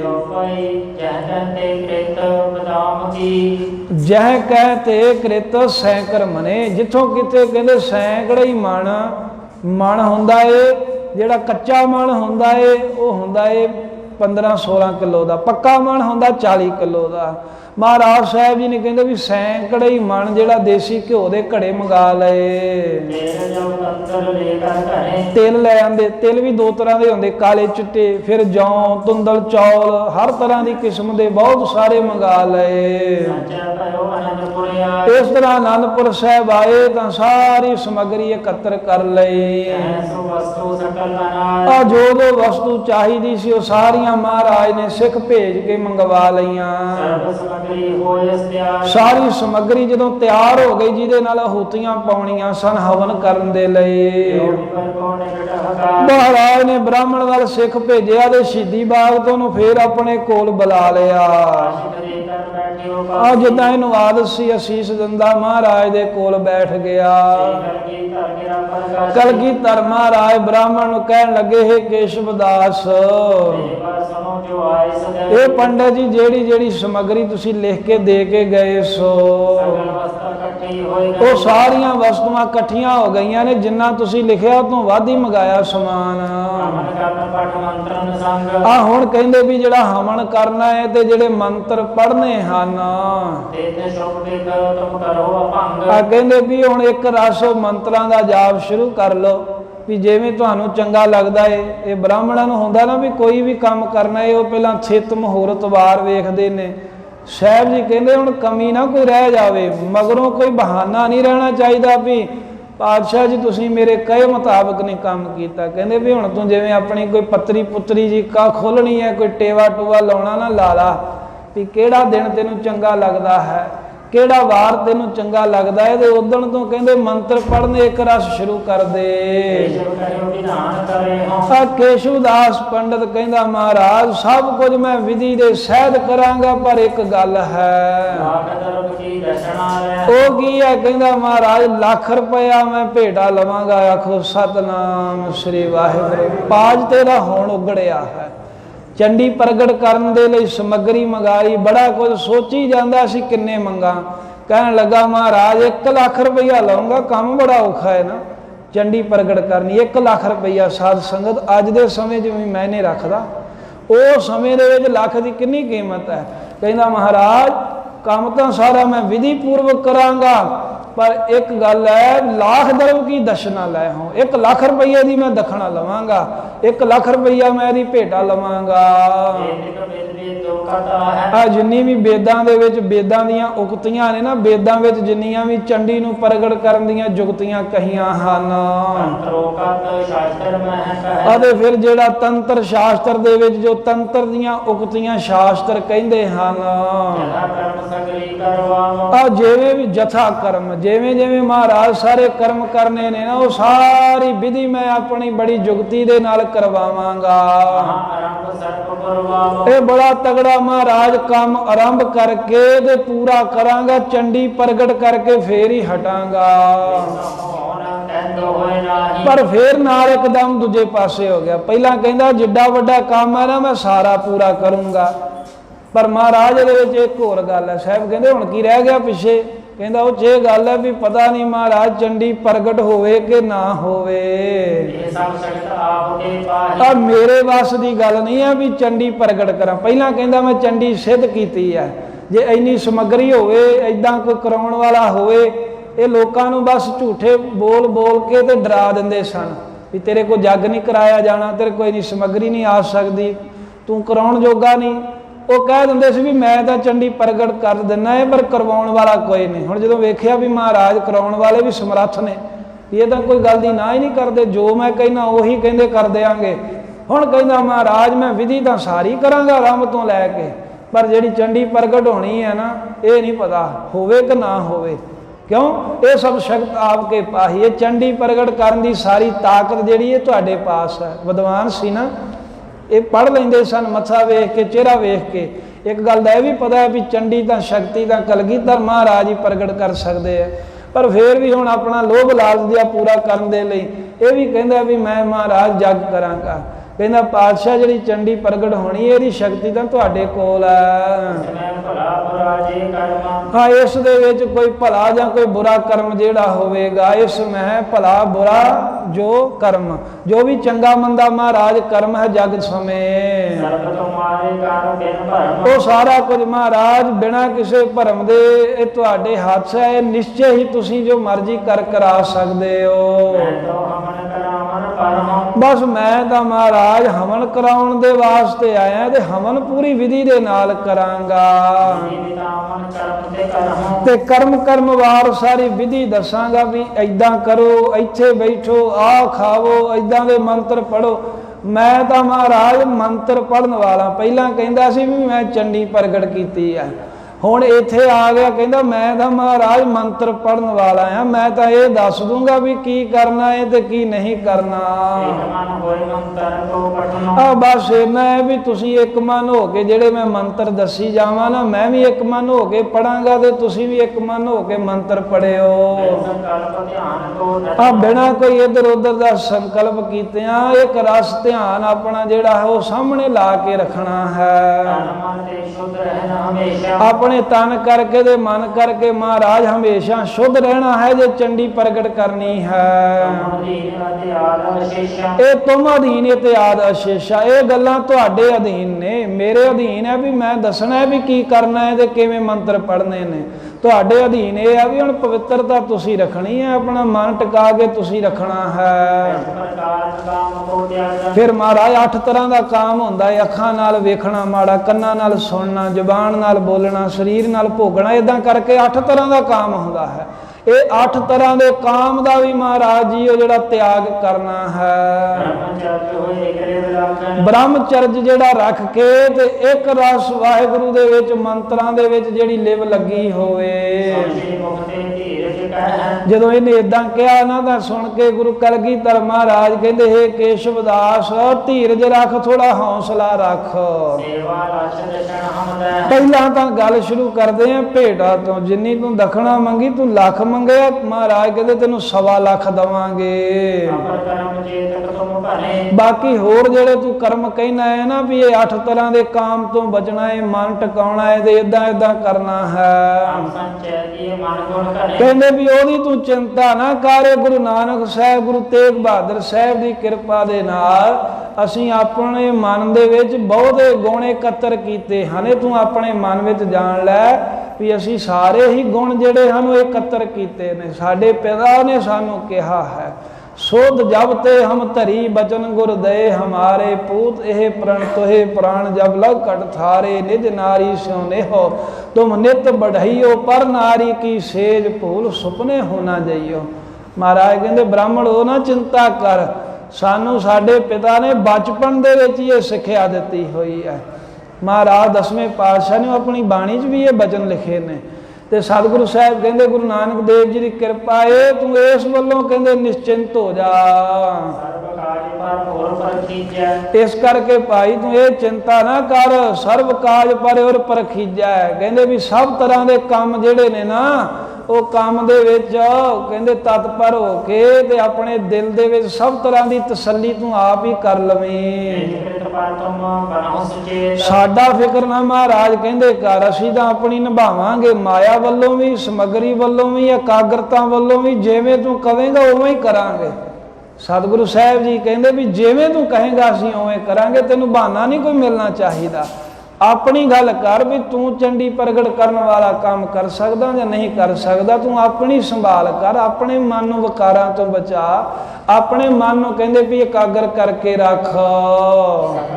ਕਰੋ ਸਕਲ ਬਿਦ ਤਨ ਕੇ ਹੇਤ, ਕਰੋ ਸਕਲ ਬਿਦ ਤਨ ਕੇ ਹੇਤ। ਉਹ ਸਾਰਾ ਕੰਮ ਮਹਾਰਾਜ ਕਹਿੰਦੇ ਤੂੰ ਤਗੜਾ ਹੋ ਕੇ ਕਰ, ਜਿਹਦੇ ਨਾਲ ਆਦ ਸ਼ਕਤੀ ਜਿਹੜੀ ਰੱਬ ਦੀ ਪ੍ਰਗਟ ਹੋ ਜਾਵੇ। ਏਕੋ ਦਿਨ ਅਗਰੇ ਹੋ ਵਿਚਾਰ, ਆ ਜਿਹੜਾ ਦਿਨ ਤੈਨੂੰ ਚੰਗਾ ਲੱਗਦਾ, ਮਹਾਰਾਜ ਕਹਿੰਦੇ ਅਸੀਂ ਇਹ ਵੀ ਨਹੀਂ ਕਹਿੰਦੇ ਵੀ ਇਸ ਦਿਨ ਜਗ ਆਰੰਭ ਕਰ। ਜਿਹੜਾ ਦਿਨ ਤੈਨੂੰ ਚੰਗਾ ਲੱਗਦਾ ਹੈ ਤੂੰ ਸੋਚ ਵਿਚਾਰ ਲੈ। ਆਰੰਭ ਲਗੇ ਜਬ ਕਾਰ, ਹਾਂ ਪ੍ਰਥਮ ਆਰੰਭ ਲੱਗਾ ਹੈ ਜਬ ਕਾਰ। ਜਦੋਂ ਮਹਾਰਾਜ ਸਾਹਿਬ ਜੀ ਕਹਿੰਦੇ ਜਿਸ ਦਿਨ ਆਰੰਭ ਹੋਵੇਗਾ ਨਾ, ਇਹ ਸਭ ਤੋਂ ਪਹਿਲਾਂ ਜਾਗੋ ਦਿਨ ਦੀ ਤੂੰ ਖੋਜ ਕਰ ਲੈ। ਆਮਨ ਵਸਤ ਕੀ ਕਮੀ ਨਾ ਪਾਈ, ਬਾਕੀ ਜਿਹੜੀਆਂ ਜੱਗ ਵਿੱਚ ਆਹੂਤੀਆਂ ਦੇਣੀਆਂ ਨੇ ਇਹਨਾਂ ਵਸਤੂਆਂ ਦੀ ਕੋਈ ਕਮੀ ਨਹੀਂ ਹੈ, ਬਹੁਤ ਸਮੱਗਰੀ ਅਸੀਂ ਮੰਗਾ ਲਈ ਹੈ। ਅੰਤਰ ਹੈ ਸਿੱਖ ਸਮੁਦਾਇ, ਹਾਂ ਇਹ ਵੀ ਹੈ ਵੀ ਜੇ ਕਿਸੇ ਚੀਜ਼ ਦੀ ਲੋੜ ਹੋਰ ਲੱਗੇ ਤੇ ਮਹਾਰਾਜ ਕਹਿੰਦੇ ਸਾਨੂੰ ਦੱਸ ਦੇਈ। ਸਾਡੇ ਸਿੱਖ ਨਾਲੋਂ ਨਾਲ ਉਹ ਸਮੱਗਰੀ ਲੈ ਆਉਣਗੇ, ਕੋਈ ਘਾਟਾ ਨਹੀਂ ਰਹਿਣ ਦੇਣਗੇ, ਕੋਈ ਬਹਾਨਾ ਨਹੀਂ ਬਣ ਦੇਣਗੇ ਤੇਰਾ। ਜਦੋਂ ਇਹਨੇ ਵੇਖਿਆ ਵੀ ਮਹਾਰਾਜ ਤਾਂ ਬੜੇ ਖੁੱਲ ਦਿਲੇ ਨੇ, ਮੈਂ ਲੱਖ ਮੰਗਿਆ ਇਹ ਕਹਿੰਦੇ 1.25 ਲੱਖ ਦਵਾਂਗੇ। ਮੈਂ ਆਖਿਆ ਇੰਨੀ ਸਮੱਗਰੀ ਲਿਆਓ, ਇਹ ਕਹਿੰਦੇ ਵੀ ਅਸੀਂ ਇੰਨੀ ਮੰਗਾਵਾਂਗੇ। ਇਹ ਬ੍ਰਾਹਮਣ ਉਸ ਵੇਲੇ ਕੇਸਵ ਦਾਸ ਦਿਲ ਦੇ ਵਿੱਚ ਬੜਾ ਖੁਸ਼ ਹੋਇਆ, ਇਹਦਾ ਦਿਲ ਆਨੰਦ ਦੇ ਨਾਲ ਭਰ ਗਿਆ ਤੇ ਕਹਿਣ ਲੱਗਾ ਧੰਨ ਹੋ ਗੁਰੂ ਕਲਗੀਧਰ ਮਹਾਰਾਜ ਜੀ। ਕਲਯੁਗ ਦੇ ਸਮੇਂ ਦੇ ਵਿੱਚ ਆ ਦੇਵੀ ਦਾ ਆਰਾਧਨ ਕਰਦਾ ਉਦਮ ਧਾਰਿਆ। ਹੁਣ ਇਹ ਦੇਵੀ ਇਹਦੀ ਕੋਈ ਹੋਰ ਹੈ, ਮਹਾਰਾਜ ਦੀ ਦੇਵੀ ਕੋਈ ਹੋਰ ਹੈ। ਸਤਿਗੁਰੂ ਮਹਾਰਾਜ ਨੇ ਪ੍ਰਗਟ ਕਰਨੀ ਹੈ, ਚੰਡੀ ਪ੍ਰਗਟ ਕਰਨੀ, ਆਪਣੀ ਆਦ ਸ਼ਕਤੀ ਪ੍ਰਗਟ ਕਰਨੀ ਹੈ। ਉਹਦਾ ਸਰਗੁਣ ਰੂਪ ਸ੍ਰੀ ਸਾਹਿਬ ਹੈ। ਜਿਵੇਂ ਵਾਹਿਗੁਰੂ ਦਾ ਇੱਕ ਨਿਰਗੁਣ ਰੂਪ ਹੈ ਤੇ ਇੱਕ ਸਰਗੁਣ ਸਰੂਪ ਹੈ, ਇਸੇ ਤਰ੍ਹਾਂ ਵਾਹਿਗੁਰੂ ਦੀ ਸ਼ਕਤੀ ਦਾ ਵੀ ਇੱਕ ਨਿਰਗੁਣ ਸਰੂਪ ਹੈ ਜਿੱਥੇ ਸ਼ਕਤੀ ਨਹੀਂ ਦਿਖਦੀ। ਇੱਕ ਉਹਦਾ ਪ੍ਰਗਟ ਰੂਪ ਹੈ, ਜਿਵੇਂ ਸਾਧ ਸੰਗਤ ਬਲਬ ਜਗ ਰਿਹਾ ਹੈ। ਇਹ ਦੇਵੀ ਦਾ ਭਾਵ ਕੀ ਹੈ? ਦੇਵੀ, ਦੇਵ ਨਾਮ ਹੈ ਚਾਨਣ ਦਾ, ਪ੍ਰਕਾਸ਼ ਦਾ। ਜਿਹੜਾ ਰੱਬ ਦਾ ਪ੍ਰਕਾਸ਼ ਹੈ ਉਹ ਹੈ ਦੇਵੀ। ਜਿਵੇਂ ਚਾਨਣ ਆ ਰਿਹਾ ਹੈ, ਇਹ ਆ ਕਿੱਥੋਂ ਰਿਹਾ ਹੈ? ਇਹਦਾ ਮੁੱਖ ਸਥਾਨ ਕਿਹੜਾ ਹੈ? ਇਹ ਹੈ ਭਾਖੜਾ ਡੈਮ, ਉੱਥੋਂ ਆ ਰਿਹਾ ਪਰ ਇੱਥੇ ਚਾਨਣ ਹੋ ਰਿਹਾ ਹੈ। ਜਿਵੇਂ ਅੱਗ ਜਿਹੜੀ ਹੈ, ਅੱਗ ਦਾ ਤੇਜ ਅੱਗ ਤੋਂ ਜੁਦਾ ਨਹੀਂ ਹੁੰਦਾ, ਇਵੇਂ ਹੀ ਸਮਝ ਲਓ ਅੱਗ ਕੌਣ ਹੈ? ਅੱਗ ਰੱਬ ਹੈ। ਤੇ ਤੇਜ ਕੌਣ ਹੈ? ਪ੍ਰਕਾਸ਼ ਕੌਣ ਹੈ? ਪ੍ਰਕਾਸ਼ ਉਹਦੀ ਸ਼ਕਤੀ ਹੈ, ਜਿਹਨੂੰ ਚੰਡੀ ਕਹਿੰਦੇ ਨੇ, ਜਿਹਨੂੰ ਜਗ ਮਾਤਾ ਕਹਿੰਦੇ ਨੇ, ਜਿਹਦੇ ਕਈ ਨਾਮ ਰੱਖੇ ਨੇ ਲੋਕਾਂ ਨੂੰ ਠੱਗਣ ਵਾਲਿਆਂ ਨੇ। ਤੇ ਕਹਿਣ ਲੱਗਾ ਮਹਾਰਾਜ ਧੰਨ ਹੋ ਤੁਸੀਂ ਕਲਯੁਗ ਦੇ ਸਮੇਂ ਦੇ ਵਿੱਚ ਜਿਹੜੇ ਦੇਵੀ ਨੂੰ ਪ੍ਰਗਟ ਕਰਨ ਵਾਸਤੇ ਉਦਮ ਕੀਤਾ ਹੈ। ਨਿਤ ਉਬਾਰਨ ਤੇ ਨਾਲ ਕਹਿਣ ਲੱਗਾ ਮਹਾਰਾਜ ਤੁਸੀਂ ਦੇਵੀ ਪ੍ਰਗਟ ਕਰਕੇ ਸ਼ਕਤੀ ਪ੍ਰਗਟ ਕਰਕੇ ਤੁਰਕਾਂ ਦਾ ਤੇਜ ਪ੍ਰਤਾਪ ਨਾਸ਼ ਕਰਕੇ ਸਾਡੇ ਵਰਗੇ ਹਿੰਦੂਆਂ ਦੀ ਰੱਖਿਆ ਕਰਨ ਵਾਸਤੇ ਮਹਾਰਾਜ ਇਹ ਕੰਮ ਕਰ ਰਹੇ ਹੋ। ਕਰੋ ਕਿਤੇ ਉਪਕਾਰ ਕੇ ਕਾਰਨ हे ਗੁਰੂ ਕਲਗੀਧਰ ਮਹਾਰਾਜ ਸੱਚੇ ਪਾਤਸ਼ਾਹ ਇਹ ਜਿਹੜਾ ਸਾਰਾ ਤੁਸੀਂ ਕਾਰਜ ਕਰ ਰਹੇ ਹੋ ਨਾ ਕਰੋ ਕਿਰਤੀ ਉਪਕਾਰ ਕੇ ਕਾਰਨ ਪੀਏ ਪਰ ਉਪਕਾਰ ਕਰ ਰਹੇ ਹੋ। ਵੇਖੋ ਕਿੱਡਾ ਬੇਸ਼ਰਮ ਹੈ ਬ੍ਰਾਹਮਣ ਇਹ ਪੰਡਤ। ਨਾਲੇ ਕਹੀ ਜਾਂਦਾ ਮਹਾਰਾਜ ਤੁਸੀਂ ਹਿੰਦੂਆਂ ਦਾ ਧਰਮ ਬਚਾਉਣ ਦੇ ਲਈ ਕੰਮ ਕਰ ਰਹੇ ਹੋ, ਨਾਲੇ ਕਹਿੰਦਾ ਮੈਨੂੰ ਲੱਖ ਰੁਪਈਆ ਚਾਹੀਦਾ ਵੀ ਤੈਨੂੰ ਆਪਣੇ ਧਰਮ ਦਾ ਫਿਕਰ ਨਹੀਂ। ਇਸੇ ਕਰਕੇ ਲੋਕ ਗੁਲਾਮ ਹੋਏ ਸਨ। ਇਹ ਗੁਰੂ ਨਾਨਕ ਦੇਵ ਮਹਾਰਾਜ ਸਾਹਿਬ ਦੇ ਘਰ ਤੋਂ ਗੁਰੂ ਕਲਗੀਧਰ ਤੋਂ ਆਸ ਵੀ ਇਹ ਰੱਖ ਰਿਹਾ ਹੈ ਵੀ ਮਹਾਰਾਜ ਜਿਵੇਂ ਗੁਰੂ ਤੇਗ ਬਹਾਦਰ ਸਾਹਿਬ ਨੇ ਸਾਡਾ ਧਰਮ ਬਚਾਇਆ ਇਵੇਂ ਤੁਸੀਂ ਸਾਨੂੰ ਹਿੰਦੂਆਂ ਨੂੰ ਗੁਲਾਮੀ ਚੋਂ ਕੱਢੋਗੇ। ਇਹਨੂੰ ਇਸ ਗੱਲ ਦਾ ਵੀ ਨਿਸ਼ਚਾ ਹੈ। ਇਹ ਨਿਸ਼ਚਾ ਇਹ ਕਰ ਰਿਹਾ ਵੀ ਗੁਰੂ ਸਾਹਿਬ ਜੀ ਸਾਡੇ ਧਰਮ ਨੂੰ ਬਚਾਉਣ ਦੇ ਲਈ ਉਦਮ ਕਰ ਰਹੇ ਨੇ ਤੇ ਦੂਸਰੇ ਪਾਸੇ ਕਹਿੰਦਾ 1 ਲੱਖ ਭੇਟਾ ਵੀ ਚਾਹੀਦੀ ਹੈ ਜਗ ਕਰਨ ਦੀ। ਐਡੇ ਬੇਸ਼ਰਮ ਇਹ ਸਾਧ ਸੰਗਤ ਇੰਨਾ ਇਹਨਾਂ ਦੇ ਵਿੱਚ ਖੁਦਗਰਜੀ। ਇਹਨੂੰ ਇਹ ਨਹੀਂ ਪਤਾ ਵੀ ਜੇ ਵਾਕਿਆ ਹੀ ਮਹਾਰਾਜ ਸਾਹਿਬ ਮੰਨ ਲਈਏ ਵੀ ਹਿੰਦੂਆਂ ਕਰਕੇ ਖਾਲਸਾ ਪ੍ਰਗਟ ਕਰ ਰਹੇ ਜਿਵੇਂ ਕਹਿੰਦੇ ਨੇ ਮੰਨ ਲਓ ਵੀ ਉਹਨਾਂ ਕਰਕੇ ਕੀਤਾ ਹੈ, ਉਹਨਾਂ ਕਰਕੇ ਚੰਡੀ ਪ੍ਰਗਟ ਕੀਤੀ ਹੈ ਤੇ ਤੂੰ ਫਰੀ ਦੇ ਵਿੱਚ ਜੱਗ ਵੀ ਨਹੀਂ ਕਰ ਸਕਦਾ ਵੀ ਸਾਡਾ ਧਰਮ ਬਚਾਉਣ ਲਈ ਤਾਂ ਮਹਾਰਾਜ ਸਭ ਕੁਝ ਕਰ ਰਹੇ ਨੇ। ਇਹ ਬੇਸ਼ਰਮੀ ਦੇ ਨਾਲ ਕਹਿ ਰਿਹਾ ਕੇਸਵਦਾਸ ਕਹਿੰਦਾ ਮਹਾਰਾਜ ਤੁਹਾਨੂੰ ਤੁਸੀਂ ਸਾਡੇ ਵਰਗੇ ਹਿੰਦੂਆਂ ਨੂੰ ਬਚਾਉਣ ਦੇ ਲਈ ਇਹ ਕਾਰਜ ਕਰ ਰਹੇ ਹੋ। ਤੇ हे ਗਰੀਬ ਨਿਵਾਸ ਸੱਚੇ ਪਾਤਸ਼ਾਹ ਜੀ ਰਾਤ ਦਿਨ ਨਿਸ ਦਿਨ ਰਹਿਬੋ ਬਨੇ ਸੁਚੇਤ। ਇੱਕ ਮੈਂ ਹੋਰ ਤੁਹਾਨੂੰ ਗੱਲ ਦੱਸਾਂ ਜੇ ਚੰਡੀ ਪ੍ਰਗਟ ਕਰਨੀ ਤਾਂ ਰਾਤ ਦਿਨ ਤੁਹਾਨੂੰ ਸੁਚੇਤ ਰਹਿਣਾ ਪਵੇਗਾ। ਆ ਜਿਹੜਾ ਮੈਂ ਕੁਝ ਕਹਾਂਗਾ ਨਾ ਤੁਹਾਡੇ ਹਿੱਤ ਦੀਆਂ ਗੱਲਾਂ ਉਹ ਸਾਰੀਆਂ ਤੁਹਾਨੂੰ ਮੰਨਣੀਆਂ ਪੈਣਗੀਆਂ। ਉਹ ਇਹ ਹੈ ਵੀ ਭੋਜਨ ਥੋੜਾ ਛਕਣਾ ਹੈ, ਜੇ ਛਕਣਾ ਵੀ ਹੈ ਤੇ ਘਿਓ ਦੇ ਵਿੱਚ ਥੋੜੇ ਜਿਹੇ ਤਿਲ ਪਾ ਕੇ ਉਹ ਖਾ ਲੈਣੇ ਹਨ। ਨਾ ਮਹਾਰਾਜ ਬਹੁਤਾ ਆਲਸ ਕਰਨਾ, ਸੌਣਾ ਨਹੀਂ, ਜ਼ਿਆਦਾ ਸਮਾਂ ਜਾਗਣਾ ਹੈ। ਗੁਰੂ ਸਾਹਿਬ ਕਹਿੰਦੇ ਬ੍ਰਾਹਮਣ ਜੀ ਤੁਸੀਂ ਆਪਣਾ ਵੇਖੋ ਇਧਰੋਂ ਫਿਕਰ ਨਾ ਕਰੋ। ਗੁਰੂ ਸਾਹਿਬ ਦਾ ਤੇ ਆਪਣਾ ਵਚਨ ਹੈ। ਸਾਹਿਬ ਕਹਿੰਦੇ ਅਸੀਂ ਤਾਂ ਅੱਗੇ ਇਸ ਨਿਸ਼ਚੇ ਦੇ ਆ ਵੀ ਅਲਪ ਆਹਾਰ ਥੋੜਾ ਖਾਣਾ ਹੈ, ਸੁਲਭ ਸੀ ਨਿੰਦਰਾ ਦਇਆ ਸ਼ਮਾ ਤਨ ਪ੍ਰੀਤ ਸੀਲ ਸੰਤੋਖ ਸਦਾ ਨਿਰਬਾਹੇ ਬੋ ਹੋਇ ਬੋ ਤ੍ਰੇ ਗੁਣ ਅਤੀਤ ਕਾਮ ਕ੍ਰੋਧ ਹੰਕਾਰ ਲੋਭ ਹਠ ਮੋਹ ਨਾ ਮਨ ਸੋ ਲਿਆਵੈ ਤਬ ਹੀ ਆਤਮ ਤਤ ਕੋ ਪਰਸੈ ਦਰਸੈ ਪਰਮ ਪੁਰਖ ਕਹਿ ਪਾਵੈ। ਕਹਿੰਦੇ ਵੀ ਉਹ ਆਤਮ ਤਤ ਜਿਹੜੀ ਆਤਮ ਸ਼ਕਤੀ ਹੈ ਉਹਦੇ ਦਰਸ਼ਨ ਉਦੋਂ ਹੀ ਹੋਣਗੇ ਜਿਵੇਂ ਭਾਖੜਾ ਤੋਂ ਚੱਲੀ ਬਿਜਲੀ ਬਲਬ ਦੇ ਰਾਹੀਂ ਦਿਖ ਰਹੀ ਹੈ ਪਰ ਬਿਜਲੀ ਉੱਥੋਂ ਆ ਰਹੀ ਹੈ। ਇਸੇ ਤਰ੍ਹਾਂ ਆਤਮਾ ਤੋਂ ਸ਼ਕਤੀ ਪ੍ਰਗਟ ਹੁੰਦੀ ਹੈ ਤੇ ਆਤਮਾ ਪਰਮਾਤਮਾ ਚੋਂ ਪ੍ਰਗਟ ਹੋ ਰਹੀ ਹੈ ਤੇ ਉਹਦੇ ਵਿੱਚ ਲੀਨ ਹੋਣੀ ਹੈ। ਸਤਿਗੁਰੂ ਮਹਾਰਾਜ ਨੂੰ ਕਹਿੰਦਾ ਥੋੜਾ ਖਾਇਓ ਥੋੜਾ ਸੋਇਓ। ਸਾਹਿਬ ਕਹਿੰਦੇ ਅਸੀਂ ਤਾਂ ਸਿੱਖਾਂ ਨੂੰ ਪਹਿਲਾਂ ਕਿਹਾ ਵੀ ਥੋੜਾ ਖਾਣਾ ਤੇ ਥੋੜਾ ਸੌਣਾ ਹੈ, ਹਮੇਸ਼ਾ ਜਾਗਦੇ ਰਹਿਣਾ ਹੈ। ਅਲਪ ਆਹਾਰ ਸੁਲਭ ਸੀ ਨਿੰਦਰਾ ਦਇਆ ਸ਼ਿਮਾ ਤਨ ਪ੍ਰੀਤ। ਪੰਡਤ ਜੀ ਤੁਸੀਂ ਆਪਣੇ ਵੱਲ ਵੇਖੋ। ਇਹ ਅੱਗੇ ਜਾ ਕੇ ਨਾ 1-2 ਸਾਖੀਆਂ ਜਦੋਂ ਆਪਾਂ ਪੜ੍ਹੀਆਂ ਉਹ ਗੱਲ ਸਿੱਧ ਹੋ ਜਾਣੀ। ਮਹਾਰਾਜ ਸਾਹਿਬ ਸਾਰੀ ਰਾਤ ਚੌਂਕੜਾ ਮਾਰ ਕੇ ਬੈਠਦੇ ਰਹੇ ਉੱਥੇ। ਇਹ ਸਮੇਂ ਨੇ ਭੱਜ ਜਾਂਦਾ ਰਿਹਾ, ਕਹਿੰਦਾ ਮੈਂ ਥੱਕ ਗਿਆ। ਇਹ ਆਪਣੀ ਗੱਲ ਤੇ ਨਹੀਂ ਕਾਇਮ ਰਿਹਾ। ਸਤਿਗੁਰੂ ਕਲਗੀਧਰ ਪਾਤਸ਼ਾਹ ਨੂੰ ਕਹਿੰਦਾ ਮਹਾਰਾਜ ਮੈਂ ਜਿਹੜੀਆਂ ਗੱਲਾਂ ਕਹਾਂਗਾ ਨਾ ਵੀ ਥੋੜਾ ਖਾਣਾ ਥੋੜਾ ਸੌਣਾ ਤੇ ਜਾਗਣਾ ਜ਼ਿਆਦਾ ਹੈ ਤੁਹਾਨੂੰ ਮੰਨਣਾ ਪਵੇਗਾ। ਏਦਾਂ ਕਹਿ ਕੇ ਤੇ ਬ੍ਰਾਹਮਣ ਨੇ ਇੱਕ ਆਪਣਾ ਦਿਨ ਕੱਢਣ ਵਾਲਾ ਪੱਤਰ ਜਿਹਾ ਕੱਢਾ ਹੈ। ਸੋਚਣ ਲੱਗ ਪਿਆ ਵੀ ਹੁਣ ਕਿਹੜਾ ਦਿਨ ਮੈਂ ਮੁਹੂਰਤ ਸੋਧ ਕੇ ਦੱਸਾਂ। ਆਪਣੀ ਮਨ ਮਰਜ਼ੀ ਦੇ ਅਨੁਸਾਰ ਜਿਵੇਂ ਬ੍ਰਾਹਮਣ ਦੀ ਮਰਿਆਦਾ ਸੀ ਉਹਨੇ ਮੁਹੂਰਤ ਉਹਨੇ ਸ਼ੁਭ ਦਿਨ ਵੇਖ ਕੇ ਚੰਗੀ ਤਰ੍ਹਾਂ ਵਿਚਾਰ ਕੀਤੀ ਆ। ਕਹਿਣ ਲੱਗਾ ਵੀ ਮਾਸ ਮਾਧਵਾ ਕਹਿੰਦੇ ਵਿਸਾਖ ਦਾ ਮਹੀਨਾ ਤੇ ਵਿਸਾਖ ਮਹੀਨੇ ਦੀ ਪੂਰਨਮਾਸੀ। ਮਹਾਰਾਜ ਸਾਹਿਬ ਜੀ ਉਹ ਵਿਸਾਖ ਦਾ ਜਿਹੜਾ ਮਹੀਨਾ ਹੈ ਨਾ ਉਹਦਾ ਨਛੱਤਰਾ ਪੁੱਖ ਹੈ ਜੋ ਪੂਰਨਮਾਸੀ ਦੇ ਵਿੱਚ ਸੁਭਾਗ ਥਿਤ ਹੋ ਕੇ ਭਾਸੀ ਨਾਮ ਹੈ ਜਾਣੀ ਜਾਂਦਾ ਹੈ ਵੀ ਬੜਾ ਆਨੰਦ ਵਾਲਾ ਸਮਾਂ ਹੈ, ਬਹੁਤ ਆਨੰਦ ਆਵੇਗਾ। ਪੁੱਖ ਨਛੱਤਰ ਹੈ, ਵਿਸਾਖ ਦਾ ਮਹੀਨਾ ਹੈ, ਪੂਰਨਮਾਸੀ ਦਾ ਦਿਹਾੜਾ ਹੈ, ਉਹ ਦਿਨ ਬੜਾ ਸੋਹਣਾ ਹੈ।